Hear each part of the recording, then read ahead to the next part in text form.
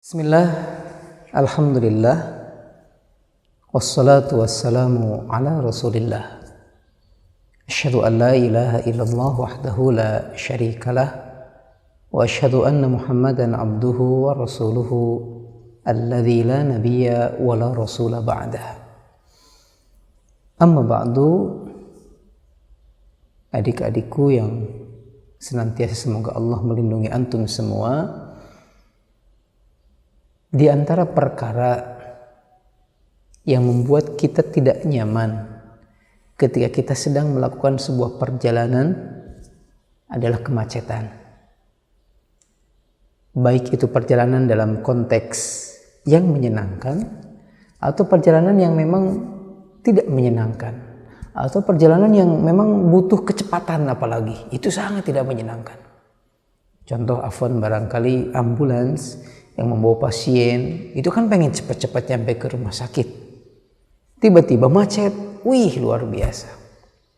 Atau kita lagi senang-senang nih untuk menuju ke tempat hiburan, lalu kemudian kita sudah luar biasa gembiranya, tapi di perjalanan belum nyampe pertengahan jalan sudah macet. Sepertinya nyampe ke lokasi kita sudah penat, sudah capek dengan kemacetan. Jadi mungkin tidak salah saya mengatakan kemacetan merupakan sebuah perkara yang tidak menyenangkan. Ikhwanu fillah rahimakumullah, ternyata kalau kita mencoba membahasakan hadis-hadis Nabi SAW, maka ada sebuah hadis juga yang menyebutkan tentang sebuah kemacetan yang bakal terjadi kelak pada hari kiamat. Atau mungkin sederhananya, kemacetan gak akan terjadi cuma di dunia saja. Di akhirat juga sama bakal ada kemacetan. Sedangkan pada saat itu nanti kita benar-benar butuh cepat gitu. Kok bisa? Apa di antara penyebabnya? Ternyata di antara penyebabnya adalah ketika manusia tidak bisa mempertanggungjawabkan atau lama proses hisabannya atas amal-amal yang dia kerjakan. Ketika seorang manusia tidak mampu menjawab dengan cepat 5 perkara, ikhwana fillah rahimakumullah. Kata Nabi SAW, la tazulu qadama 'abdin yaumal qiyamati hatta yus'alu an khamsin. Tidak akan bergeser kaki seorang hamba di hadapan Allah ketika dihisab nanti, akan terus berhadapan dengan Allah sampai beres tuntas ditanya 5 perkara. 5 hal. Apa saja? Kata Nabi SAW, tentang usianya. Tentang usianya. Digunakan untuk apa? Tentang dirinya, tubuhnya, jasadnya, digunakan untuk apa?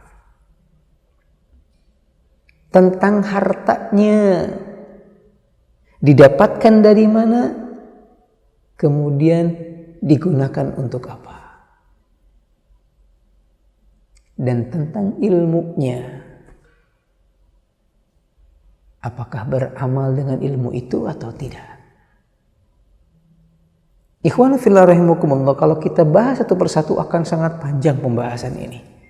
Tapi satu poin adik-adikku, satu poin yang saya sampaikan. Ternyata waktu yang kita miliki sedetik demi sedetiknya itu akan ditanya oleh Allah Subhanahu wa taala. Dihabiskan, diisi oleh kegiatan apa?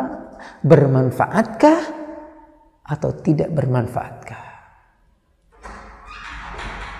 Maka sudah menjadi sebuah keharusan bagi kita untuk senantiasa memperhatikan setiap detik waktu yang kita lalui. Jangan sampai berlalu begitu saja tanpa ada hal-hal yang positif. Apalagi dalam hadis yang lain, Rasul mengungkapkan sebuah ungkapan yang indah. Ternyata keindahan, kesempurnaan diri seorang mukmin, diri seorang Islam itu ketika dia meninggalkan apa-apa yang tidak bermanfaat bagi dia. Nabi mengatakan min husni islamil mar'i tarkuhu ma la ya'ni. Di antara kebagusan, keindahan akhlak seorang mukmin, kesempurnaan keislaman seorang manusia, itu ketika dia mampu untuk meninggalkan yang tidak bermanfaat bagi dirinya. Ketika antum nanti di pesantren, adik-adikku yang saya hormati, yang saya muliakan, antum akan dibiasakan dengan kegiatan-kegiatan yang senantiasa bermanfaat untuk antum. Tetapi untuk melangkah ke tahap itu, antum harus melatih diri antum untuk juga senantiasa memanfaatkan waktu antum di rumah dengan hal-hal yang positif. Hati-hati yang suka main game contohnya. Cobalah kita berpikir sejenak, kira-kira dengan main game itu manfaatnya apa sih? Dikatakan olahraga, walaupun gamenya game olahraga, yang main cuma jempol, bukan kaki, bukan badan, cuma jempol. Malah yang muncul kemudian mata jadi sakit gara-gara keseringan di depan handphone. Coba renungi saja. Malah apalagi kalau kemudian kayak sebagian orang yang gara-gara main handphone dia nggak dengar kalau orang tuanya memanggilnya. Akhirnya dia abaikan orang tuanya. Akhirnya dia nantikan untuk berbuat baik sama orang tua. Malah gara-gara saking seringnya kegandrungannya dengan main handphone, ketika Allah memanggil dengan ungkapan hayya 'alas shalah, hayya 'alal falah, ayo salat, ayo kita bahagia, dia malah mengabaikannya, dia tidak mengindahkannya, dia menghiraukannya. Gara-gara apa? Sudah menjadikan handphone sebagai sesuatu yang lebih besar di hatinya daripada Allah Subhanahu wa ta'ala.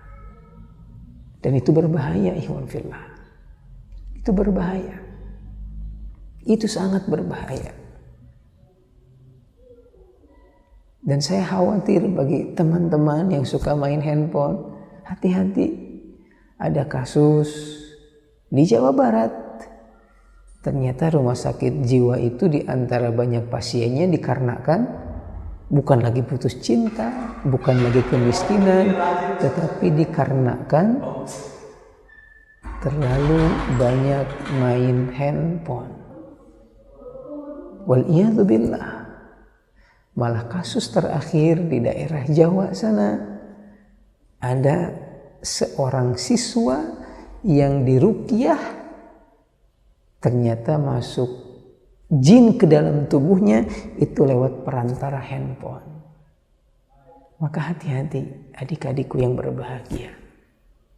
Mari bersama-sama kita sempurnakan keimanan kita, keislaman kita dengan cara lebih berhati-hati dalam menggunakan waktu, dengan cara kita isi setiap waktu yang kita lalui dengan hal-hal yang positif. Dan juga tujuannya mudah-mudahan dengan hal-hal positif yang kita isi di waktu tersebut akan makin mempermudah hisaban kita kelak pada hari kiamat di hadapan Allah Subhanahu wa ta'ala. Barakallahu li wa lakum. Wassalamualaikum warahmatullahi wabarakatuh.